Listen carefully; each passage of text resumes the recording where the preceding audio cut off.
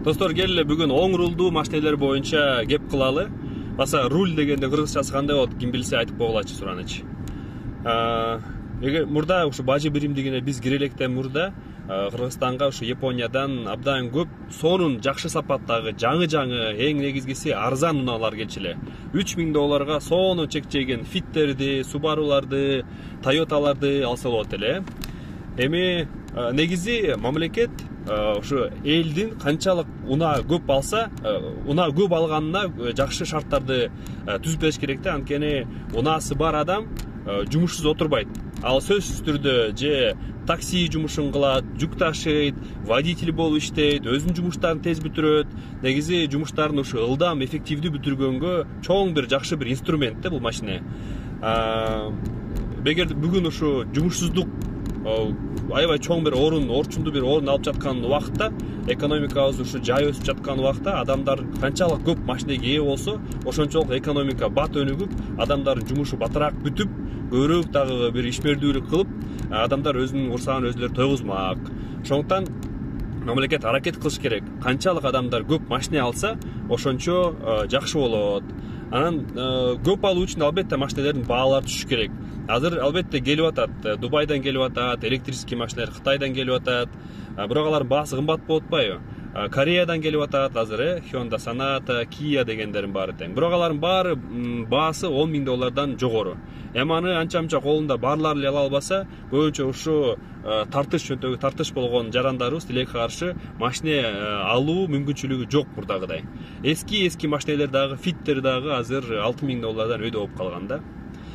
Бирок жеке менин оюм, албетте оң рулдуу машинени биздин ушу оң тараптуу жол жүргөн бир жерге оң рулдуу машинелер туура келбейт.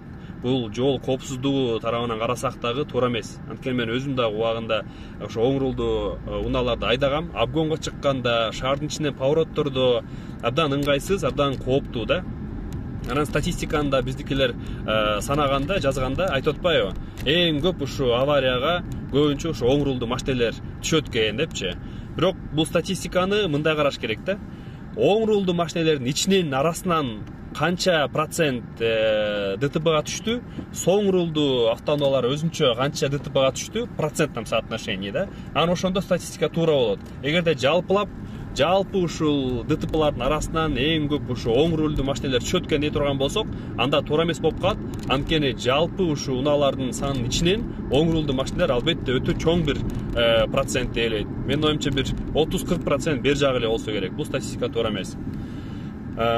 Эми кандай кылса болот эле? Ошо оң рулдуу машинелерди бирге киргизгенге тыюу салып, бирок эгерде ушуга мыйзам уруксат берсе, же болбосо ошо бажы биримдигинин ошо бажы кызматташтыгынын ичинде бир лазейка таап, ушу биз Кыргызстан өлкөсүнүн ичине алып кирбейбиз, ошо бажы биримдигине кирген өлкөлөрдүн ичине, территориясына киргизбейбиз, бирок бизге преференция бергиле, бизге уруксат бергиле. Биз ошол граница жакта, таможня жакта бир свободный экономический зона, таможенный зона уюштуруп туруп, ошол жерге оң рулдуу унааларды киргизип, растаможка кылбай туруп, ошол жердин ичине жеке фирмаларды, жанакындай жанакындай СТОлорду киргизип туруп, ошол жерден оң рулдан сол рулга которгон жакшы сапаттуу бир которгон бир шарттарды түзүп, анан ошол жерден чыкканда жаңы техпаспорт басып берип, бул сол рулдуу автомобиль болду деп туруп, рынокко киргизсек жакшы болмок.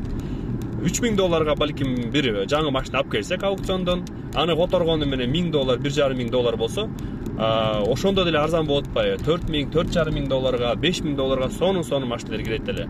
Мен ушундай бир сунушум бар өкмөткө. Ошол жерде ушул тарапта иштегендер болсо, ушул демилгени жылдырсак, көтөрсөк жакшы болот эле, урматтуу угандар.